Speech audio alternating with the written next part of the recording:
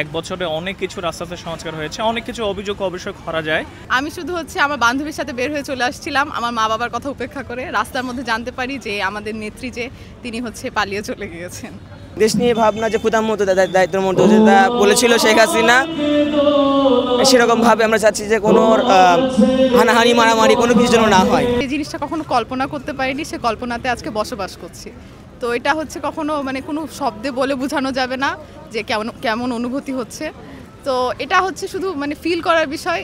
নিজেকে অনেক বেশি গর্বিত ভাবছি, দেশের জন্য কিছু করেছি।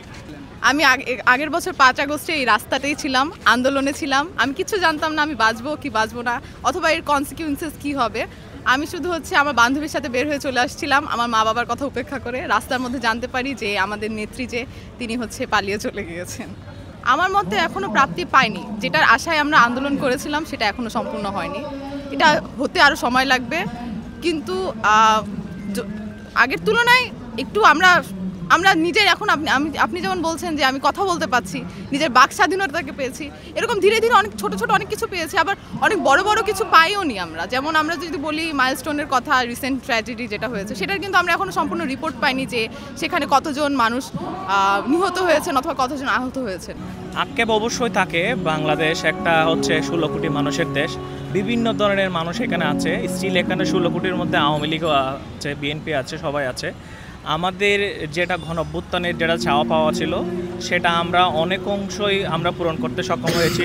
আমরা দেখেছি সংস্কার একটা দীর্ঘ চলমান প্রক্রিয়া। এক বছরে অনেক কিছু রাস্তাতে সংস্কার হয়েছে, অনেক কিছু অভিযোগ অবশ্যই করা যায়। কারণ সবগুলা দোষ আমরা সরকারের উপর চাপিয়ে দিতে চাই। একটা দায়িত্বে যারা তাকে তাদের উপর চাপিয়ে দিয়ে আমরা সরে যেতে চাই, কিন্তু এই দায়িত্বটা আমাদের সকলেরই নিতে হবে। সংস্কার আসতে হবে আমাদের মধ্য থেকে, আমাদের প্রাণ থেকে। যদি সংস্কার হয়, মানুষ যদি সংস্কারে বিশ্বাস করে, সংস্কারে যদি তারা অবশ্যই আগ্রহী হয়, অবশ্যই দেশ সংস্কার হবে।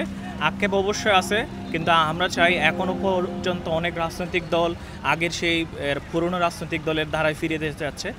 আমরা চাই আমরা সকল রাজনৈতিক দল মিলে, সকল মানুষ মিলে, সকল শ্রেণী পেশার মানুষ মিলে আমরা সেই আওয়ামী লীগের রাজনীতিতে যাতে আর ফিরে না যায়। তারা যেভাবে স্বৈরশাসন করেছে, সেই স্বৈরশাসন যেন আমরা কবরে পুঁতে রেখে একটা নতুন বাংলাদেশ 2.0 যেটাকে বলে, সেটা স্বপ্ন দেখতে পারি। দেশ নিয়ে ভাবনা যে ক্ষুধার মতো দায়িত্বের মতো যেটা বলেছিল শেখ হাসিনা, সেরকম ভাবে আমরা চাচ্ছি যে কোনো হানাহানি মারামারি কোনো কিছু যেন না হয়।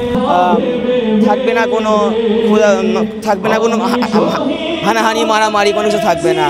সবাই একসাথে একই প্ল্যাটফর্মে কাজ করতে যাচ্ছি আমরা সবাই। ভবিষ্যতে যারা ক্ষমতা আসবে তারা আমরা সুষ্ঠুভাবে নির্বাচনের মাধ্যমে তারা যেন আসে। কারণ আওয়ামী লীগ যেভাবে আগের রাত্রিবেলা যেভাবে কালো বাজির মাধ্যমে ভোটটা করেছে, এরকম যেন না হয়। একদম ওপেনলি সিসি ক্যামেরা থাকবে, একদম পিআর পদ্ধতিতে একদম নির্বাচন হবে, আমরা এটা চাচ্ছি।